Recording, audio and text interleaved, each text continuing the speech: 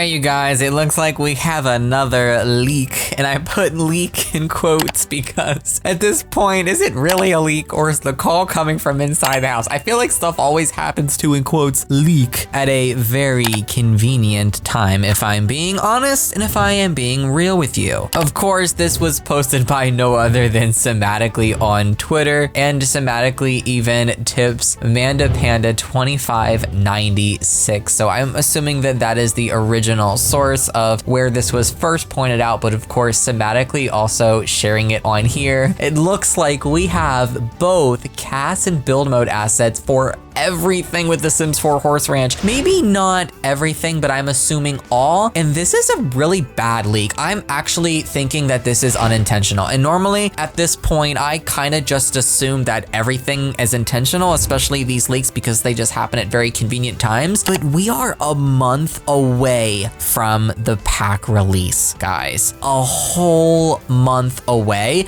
And this isn't a stuff pack. This isn't a kit. This isn't even a game pack. A whole expansion and everything in the pack leaking a month in advance before SimGurus reveal any information, any assets, before we have any sort of live stream. I mean, we have the Behind the Sims tomorrow where they're gonna reveal horse stuff, and now we're getting a leak like this early. It's just crazy. All right, so I've got the Create a Sim stuff on the screen here. You guys, are we getting unicorns? Look at this now. I mean, there's a lot of assets, a lot of customization. The outfits are really cute. A lot of this stuff is really giving me like Sims 3 Pets vibes, just with the style of attire, but I see a unicorn horn, guys. So are there possibly unicorns just like how there were in the Sims 3 Pets? I'm hoping that is a possibility. Yes, it's possible that it's just an accessory for your horse to wear, but that makes me think that there could be unicorns integrated into the pack. Maybe it's like some sort of hidden thing that you have to discover, like how it was in The Sims 3, and that would be really cool. But you have to let me know what you guys think about these assets here. These thumbnails are really small, so it is hard for me to judge the details of them. And now moving on over to the